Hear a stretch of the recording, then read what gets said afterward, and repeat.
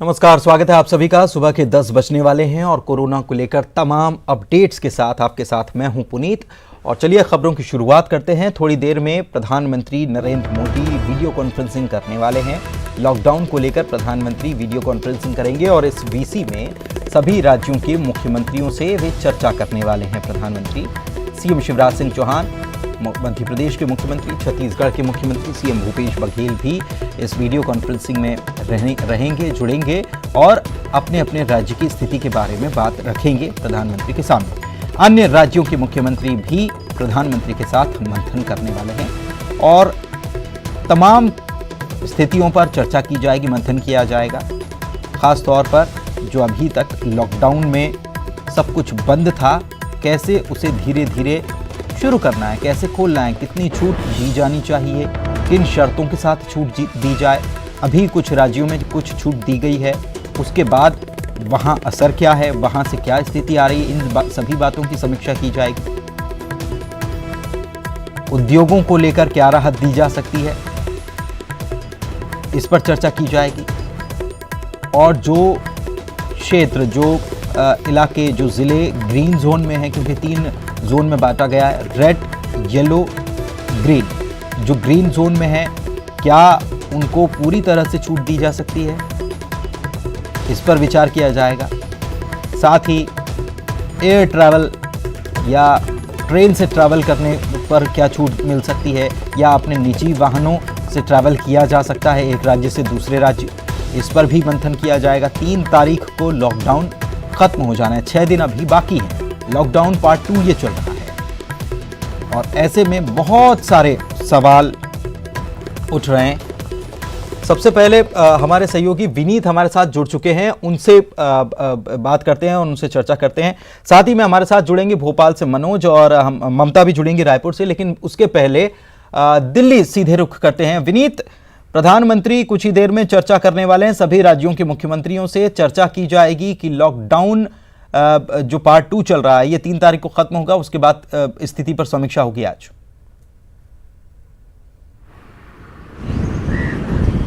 जी निश्चित तौर पर पुनीत, मैं आपको बताना चाहूंगा कि अब से थोड़ी देर पहले प्रधानमंत्री नरेंद्र मोदी ने ट्वीट करके भी इस बात के बारे में जानकारी दी कि 10 बजे से वो वीडियो कॉन्फ्रेंसिंग के माध्यम से सभी राज्यों के सीएम के साथ जो है वो बातचीत करेंगे। सबसे बड़ी बात मैं आपको बताना चाहूंगा कि जो मुख्य फोकस रहेगा कोरोना के खिलाफ जंग को कैसे लड़ी जाए। इसके साथ ही साथ ऐसे राज्य या ऐसे जगह जहां पर कोरोना के खिलाफ जंग जो है वो जीती जा चुकी है, क्योंकि देश भर में लगभग 80 ऐसे जिले हैं जहां पर पिछले 14 दिन या उनसे अधिक दिनों में कोरोना के कोई भी मरीज नहीं आए हैं। तो क्या ऐसे जिलों में किस तरह की छूट दी जाए, या फिर जिस तरह से लगातार उद्योगों की ओर से मांग हो रही है, विभिन्न उद्योगों की ओर से मांग हो रही है कि धीरे धीरे स्टेप बाय स्टेप में जो है वो लॉकडाउन खोला जाए। जो कई उद्योग धंधे हैं या कई ऐसे कामकाज हैं जिनमें काम करने की अनुमति दी जाए, उसको लेकर के क्या रणनीति होगी, इस पर चर्चा होगी। मैं आपको बताना चाहूंगा कि जिस तरह से लगभग केंद्र सरकार के ऑफिसों में लगभग 33% ज्वाइंट सेक्रेटरी में एंड अबव के जो स्टाफ है उन्हें आना कंपलसरी कर दिया गया है, उन्हें आने को कहा गया है। तो और उसके साथ ही साथ उनके सपोर्ट स्टाफ में लगभग 33% आ रहे हैं। तो क्या इस तरह की रणनीति के साथ आगे बढ़ा जाए, इसको लेकर के यहाँ पर चर्चा होगी। मैं आपको बताना चाहूंगा कुछ ऐसे राज्य हैं चाहे कि गोवा हो, अरुणाचल हो या फिर त्रिपुरा हो, ये ऐसे राज्य हैं जो पूरी तरह से कोरोना फ्री हो गए हैं। इन राज्यों में कैसी एक्टिविटी को बढ़ाया जाए, इसको लेकर के चर्चा होगी। लेकिन मुख्य फोकस जो है वो उसी बात पर होगा कि कोरोना के खिलाफ जंग जो है वो कैसे लड़ा जाए। कल हमने देखा प्रधानमंत्री नरेंद्र मोदी मन की बात कर रहे थे, उस वक्त भी उन्होंने साफ तौर पे कहा कि बहुत महत्वपूर्ण यह लड़ाई है और इसके लिए उन्होंने राज्यों को भी धन्यवाद दिया था और साफ तौर पे लोगों से भी अपील की थी कि 2 गज दूरी बहुत है जरूरी का नारा भी उन्होंने दिया था। तो निश्चित तौर पर लेकिन सबसे ज्यादा जरूरी इस बात पर भी तो फोकस विनीत रहने वाला है कि आवागमन के साधन, चाहे वो फ्लाइट्स हों या फिर ट्रेन हों, कैसे उसको खोला जाए, इस पर भी विचार किया जाएगा। सबसे जरूरी लोगों को इस बात का इंतजार है जो ट्रैवल करना चाहते हैं। आज निश्चित तौर पर इस पर भी विचार किया जाएगा कि किस तरह से जो इंटर स्टेट जो कनेक्टिविटी है, या फिर चाहे वो सड़क के माध्यम से हो, चाहे वो ट्रेन के माध्यम से हो, या एयर के माध्यम से हो, उसे कैसे अपनाया जाए। क्या अभी डोमेस्टिक फ्लाइट्स को खोला जाए या फिर अभी डोमेस्टिक फ्लाइट्स को भी बंद किया जाए। अगर हम बात करें ट्रेन के बारे में बात करें तो क्या ट्रेनों की जो लोकल ट्रेन है उन्हें खोला जाए, क्योंकि अगर हम बात करें कि लोकल ट्रेन को भी बंद कर दिया गया है। इसके साथ ही साथ दिल्ली की अगर हम बात करें, दिल्ली में मेट्रो को भी बंद कर दिया गया है, मेट्रो के परिचालन को भी बंद कर दिया गया है। तो क्या इसको लेकर के कोई रणनीति हो सकती है?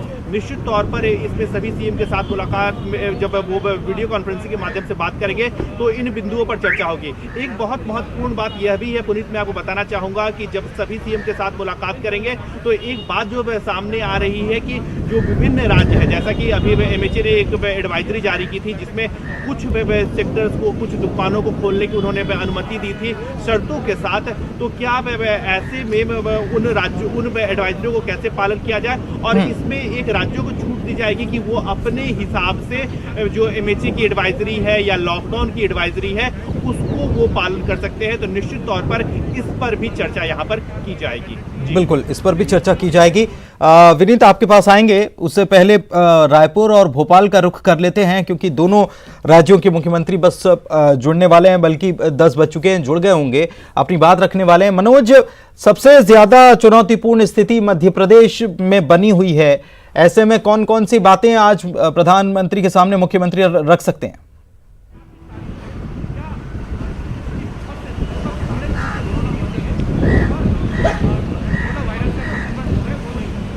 स्थिति कोरोना को लेके बन रही है, क्योंकि लगातार इंदौर में जो है ब्रेक लगने का नाम नहीं ले रहा है। वहाँ पर लगातार पॉजिटिव मरीजों की संख्या बढ़ती जा रही है। कुछ इस तरीके की स्थिति जो है राजधानी भोपाल की भी है। यही कारण है कि हालांकि सरकार ने ये कोशिश की, और यही कारण है कि कुछ उद्योगों को खोलने की परमिशन भी दी गई है। साथ में जो मध्य प्रदेश से बाहर जो छात्र फंसे थे, जो मजदूर फंसे थे, उनको लाने की लगातार कोशिश की जा रही है। और गृह मंत्रालय ने जिस तरीके से कुछ दिन पहले जो आदेश दिए थे उसका पालन भी करते हुए सिर्फ उज्जैन, इंदौर और भोपाल को छोड़ के सभी जिलों में जो दुकानों को खोलने की परमिशन सरकार के द्वारा दी जा चुकी है। तो भोपाल, इंदौर और उज्जैन में तो लगातार जिस तरीके से स्थिति बन रही है उसको देखकर यही लगता है कि इन जिलों में जो है लॉकडाउन 3 मई के बाद भी बढ़ाने का प्रस्ताव जो है पीएम नरेंद्र मोदी के सामने सीएम शिवराज सिंह चौहान रख सकते हैं, क्योंकि जो स्थिति है वो अभी कंट्रोल में नहीं आई है। लगातार मरीजों की संख्या बढ़ती जा रही है। जिस तरीके से जो प्लाज्मा थेरेपी को लेकर जो पहल की थी वो स्वास्थ्य मंत्री नरोत्तम मिश्रा ने बताया था कि जो इंदौर का एक मेडिकल कॉलेज है वहाँ पर ये थेरेपी शुरू भी हो गई है। तो ऐसे में जो तमाम कोशिश सरकार के द्वारा की जा रही है उसको लेके वहाँ पर चर्चा होगी, और साथ में क्या लॉकडाउन 3 मई के बाद बढ़ाया जाएगा, किन किन जिलों में बढ़ाया जाएगा, कौन कौन से ऐसे ज़िले हैं जो कि अब संक्रमण से मुक्त हो चुके हैं, इस तरीके की तमाम रिपोर्ट बताई जाएगी। और उसके बाद ये फैसला लिया जाएगा कि आखिरकार जो 3 जिले हैं इंदौर, भोपाल और उज्जैन, इनमें क्या 3 मई के बाद भी लॉकडाउन बढ़ाया जाएगा, क्योंकि जो अभी तक की जो जानकारी निकलकर पुनित सामने निकल के आई है 8 दिन तक का लॉकडाउन बढ़ाया जा सकता है मध्य प्रदेश में इन 3 जिलों को लेकर। चलिए ठीक है, बने रहे आप। और ममता से बात करते हैं। ममता, छत्तीसगढ़ में तो स्थिति कह सकते हैं कि कंट्रोल में है, ऐसे में क्या बात रख सकते हैं मुख्यमंत्री आज प्रधानमंत्री के सामने? देखिए, अगर हम बात करें छत्तीसगढ़ की तो पूरे देश भर में जो बाकी राज्य हैं उनके अपेक्षा छत्तीसगढ़ की स्थिति काफी कंट्रोल है, और इसकी तारीफ भी हो रही है। एम्स जिस तरह से लगातार जिस तरह मरीज ठीक हो रहे हैं, उसके बाद में पूरे देश भर में तारीफ हो रही है। सार्क देशों ने भी एम्स से वो कांटेक्ट किया था कि किस तरह से इलाज हो रहा है। लेकिन दूसरी बात यह है कि अगर हम दूसरे राज्य अगर हम बात करें, लगे हुए जो राज्य है, खासतौर पर मध्य प्रदेश की अगर हम बात करें, वहां पर जिस तरह से लगातार मरीज बढ़े हुए हैं, महाराष्ट्र में जिस तरह से बढ़े हुए हैं, तो एक खतरा यह हो सकता है कि यदि बाउंड्रीज खोल दी जाती हैं, राज्यों की जो सीमाएं हैं अगर वो खोल दी जाती है और लोग आते हैं, तो संक्रमण का खतरा बढ़ सकता है। तो हो सकता है ये बात रखी जाए कि ये जो मतलब राज्य की सीमाएं खोली जाए या नहीं, या राज्यों को अपना अधिकार दिया जाए, क्योंकि ये जरूर है कि स्थिति कंट्रोल में है, लेकिन अगर बाहर से संक्रमण फैलता है, लोग यहां से वहां आते हैं, क्योंकि अभी जो जहां पे है वहीं पे ठहरा हुआ है, और इस तरह से आते हैं तो फिर संक्रमण का खतरा राज्य में भी बढ़ सकता है।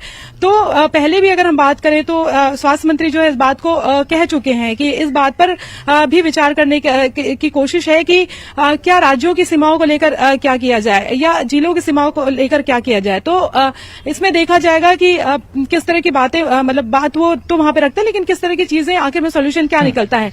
लेकिन ये जरूर है कि, और दूसरी बात ये कि तैयारियों की अगर हम बात करें तो तैयारियों को लेकर जिस तरह से राज्य सरकार लगातार चारों तरफ नजर रखी हुई है और कोविड-19 के संक्रमण को रोकने के लिए यहाँ पर छत्तीसगढ़ के लोग भी जिस तरह से प्रयास कर रहे हैं, तो कहीं न कहीं वो बात भी रखी जाएगी।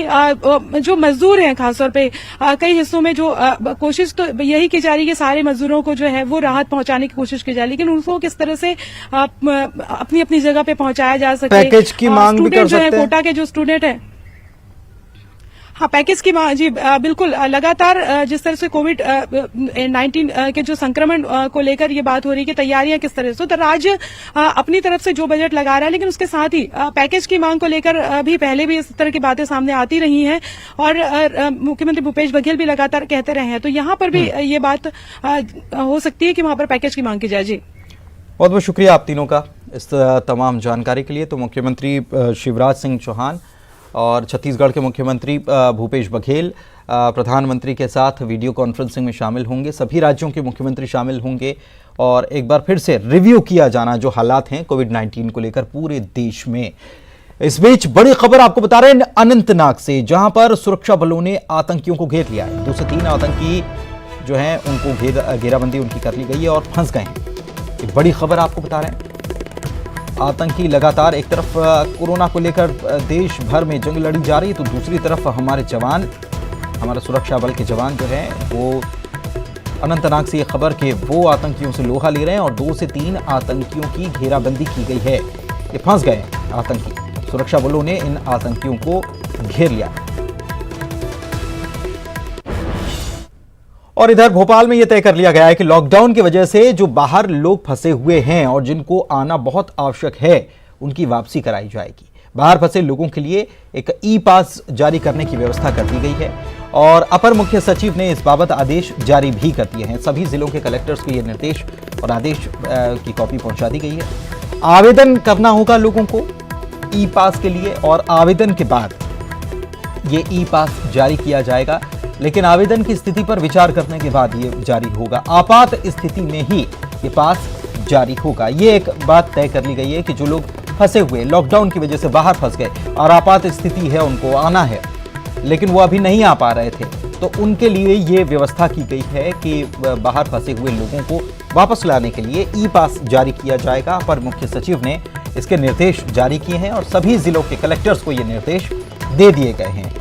लोग जो आवेदन करेंगे और उनके आवेदन की स्थिति समझी जाएगी, उसकी समीक्षा की जाएगी, उसके बाद ये ई पास जारी होगा। आपात स्थिति में ही ये जारी। इधर दूसरे राज्यों में लॉकडाउन में फंसे मजदूरों के प्रदेश में लौटने पर सीएम शिवराज सिंह चौहान ने खुशी जताई। उन्होंने रविवार को दूसरे राज्यों से लौटे मजदूरों से बातचीत की।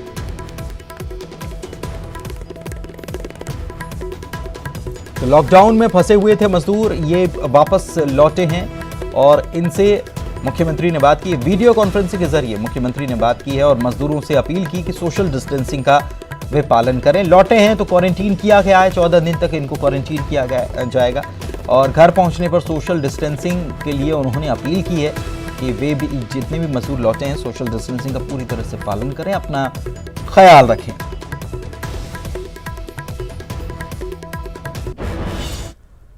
और इंदौर से ये बड़ी खबर आपको बता रहे हैं कि यहां पर ज्यादा मौतों के लिए वुहान जैसे वायरस का शक जताया जा रहा है। कोरोना का अलग अलग टाइप के कोरोना संक्रमण है और इसमें कोरोना का एल स्ट्रेन टाइप सबसे घातक होता है और एल स्ट्रेन वायरस की पुष्टि के लिए NIV पुणे इसके नमूने भेजे गए जो इंदौर में लोगों को कोरोना का संक्रमण हुआ है। इन सारे नमूनों को वहां भेजा गया है।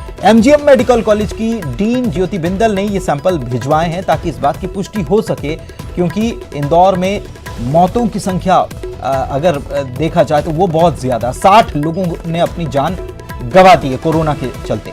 हालांकि दूसरी जगहों पर ऐसा नहीं है, लोग ठीक हो रहे हैं और स्वस्थ होकर घर भी जा रहे हैं, लेकिन इंदौर में चूंकि ये आंकड़ा बहुत ज्यादा है तो ऐसे में ये शक जताया जा रहा है कि ये कोरोना का एल स्ट्रेन टाइप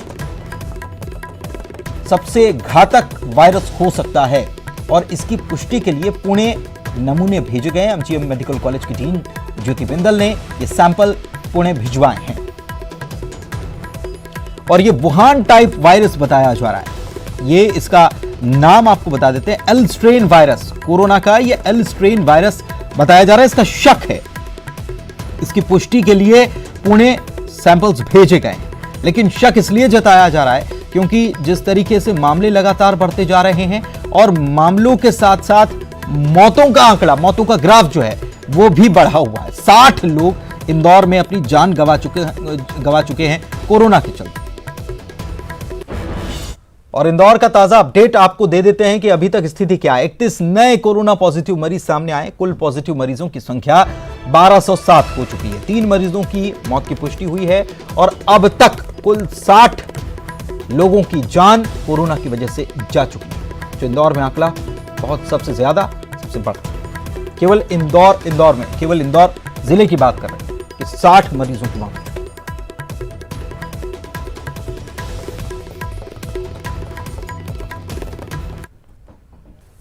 और ब्रेक के बाद आपका स्वागत है। मध्य प्रदेश में कोरोना का कहर जारी है। कोविड का ग्राफ तेजी से ऊपर बढ़ता जा रहा है। मध्य प्रदेश की स्थिति की बात करते जाए तो अब तक यहां पर 2131 कोरोना के केस सामने आ चुके हैं। अच्छी बात यह है कि 352 लोग इसमें से स्वस्थ हो चुके हैं, अपने घर जा चुके हैं। इंदौर समेत पूरे प्रदेश में अगर मौत का ग्राफ देखा जाए तो 109 लोगों की मौत हो चुकी है कोरोना के चलते। और इंदौर में सबसे ज्यादा 1207 केसेस सामने आ चुके हैं अभी तक पॉजिटिव। 60 मरीजों की यहां पर मौत हो चुकी है और 132 मरीज स्वस्थ होकर घर जा चुके हैं। भोपाल की अगर बात की जाए, राजधानी है, यहां पर 405 कोरोना पीड़ित मरीज सामने आ चुके हैं। यहां 10 लोगों की मौत हो चुकी है। 135 मरीज स्वस्थ भी हो चुके हैं।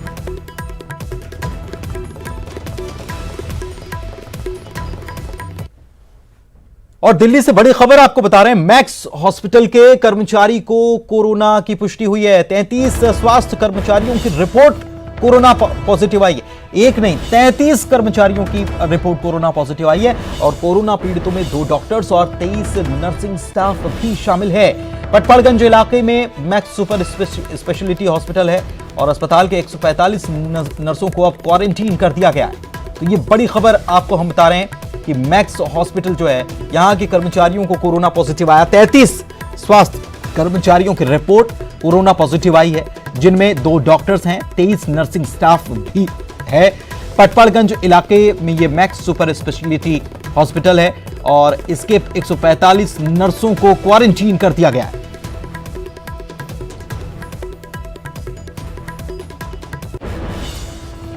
और कोरोना के संक्रमण के बीच इंदौर के लोगों के लिए अच्छी खबर है। अब शहर के लोग सब्जियां और फल खा सकेंगे। अभी तक ये नहीं मिल पा रहा था, लोग परेशान थे, लेकिन अब लोगों के लिए अच्छी खबर। किराना के साथ ही अब सब्जियों और फलों की भी होम डिलीवरी की जाएगी। इस बात का व्यवस्था, इंतजाम जो है ये प्रशासन ने कर दिए हैं। कलेक्टर मनीष सिंह ने कहा है कि अगले 3 से 4 दिन में लोगों को सब्जियां मिलने लगेंगी। वहीं कंटेनमेंट एरिया में आयुष डॉक्टर घर घर जाकर आयुर्वेदिक दवाइयां और काढ़ा बांटेंगे, जिससे लोगों का इम्यून सिस्टम मजबूत हो सके। एक आध दिन में फॉर्मेलिटी पूरी हो जाएगी। मेरे ख्याल से 3-4 दिन के अंदर हम लोग इसकी व्यवस्था शुरू करेंगे सब्जी वितरण की। फिर ग्रेजुअली जब ये सेटल हो जाएगा 7 दिन में, फिर हम लोग फल वितरण की व्यवस्था शुरू करेंगे। कंटेनमेंट एरिया में हम टीम लगाना चाह रहे थे, तो उस कंटेनमेंट एरिया के लोगों में घर में सबसे पहले आयुर्वेदिक मेडिसिन जाएंगे, उनका रेजिस्टेंस बढ़े ताकि, प्लस उसके बाहर भी हम लोग उस पेरिफेरी में वही टीम जो है फिर पेरिफेरी में घूमती रहे पूरी उसी एरिया में। तो इससे क्या फायदा हुआ, जिस क्षेत्र में हमारे ये आए हैं पेशेंट्स, वहाँ आयुर्वेदिक मेडिसिन भेज के भी हम लोग रेजिस्टेंस बढ़ा सकते हैं लोगों का। और इधर सतना के 20 से ज्यादा मजदूर मुंबई में फंसे हुए हैं, जिन्होंने मैहर बीजेपी के विधायक से मदद की गुहार लगाई है और सरकार से अपील की है कि उन लोगों को जल्द से जल्द यहां से निकाला जाए। ये सभी लोग सतना जिले के अलग अलग गांवों के हैं, जो मुंबई के अंधेरी इलाके में काम करते थे, लेकिन लॉकडाउन हो गया और इसकी वजह से वहीं फंस गए। मजदूरों की माने तो कुछ साथी पैदल सतना के लिए निकल भी चुके हैं।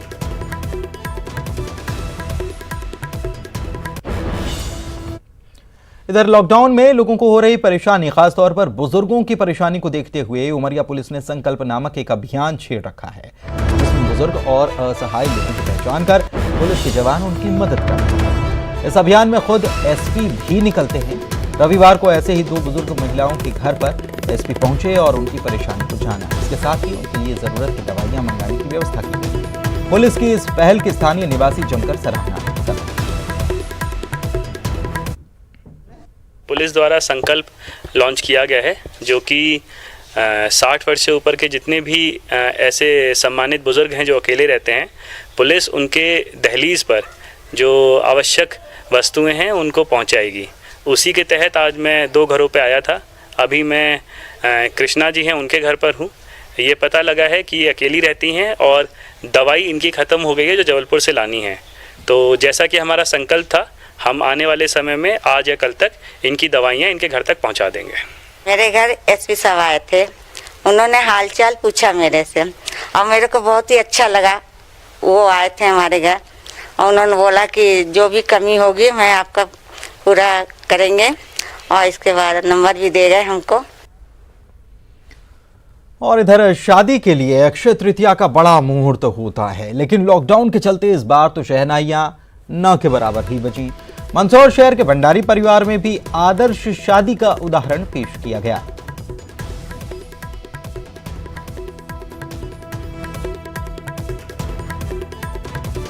और दूसरी तरफ भोपाल के 8 कोरोना संक्रमित पुलिस थाने सामने आए। सभी संक्रमित थानों को अब कवर्ड कर दिया गया है और 8 थानों में कोरोना पॉजिटिव पुलिसकर्मी मिले थे। ऐसे में थानों में पदस्थ पुलिसकर्मी समेत परिजनों की अब जांच की जा रही है और साथ ही थानों में बाहरी पुलिसकर्मियों की आवाजाही पर रोक लगा दी गई है।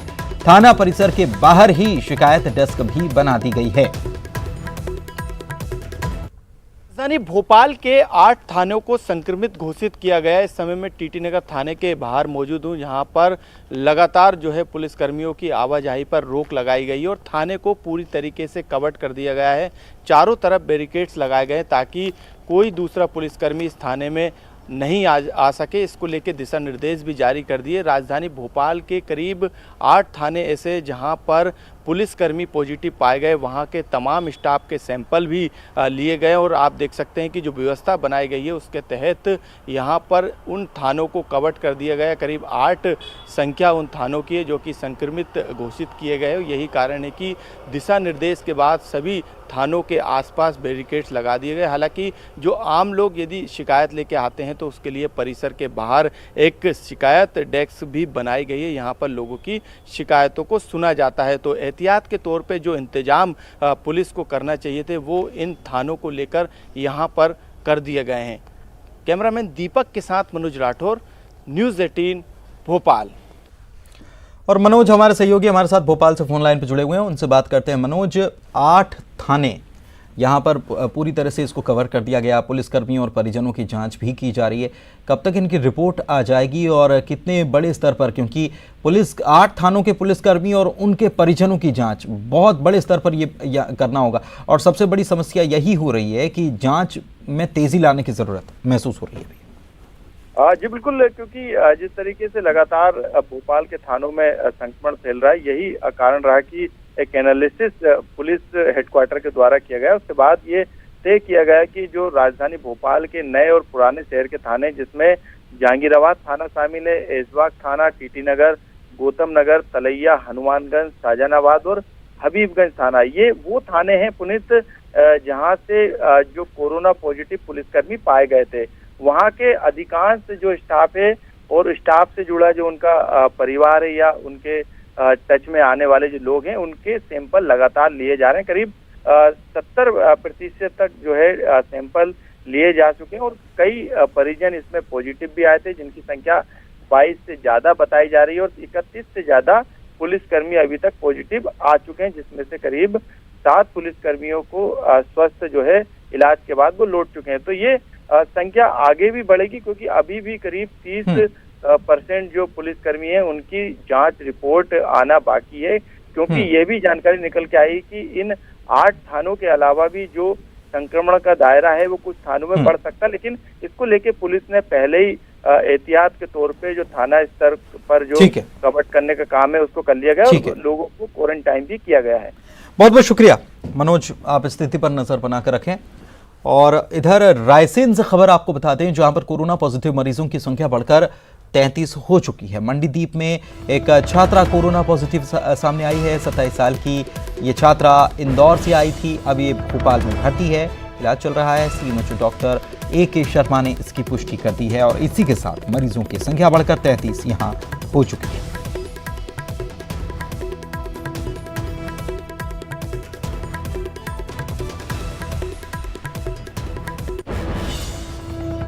और इसी के साथ इस बुलेटिन में फिलहाल इतना ही। लॉकडाउन का पालन कीजिए, घर पर रहिए। नमस्कार।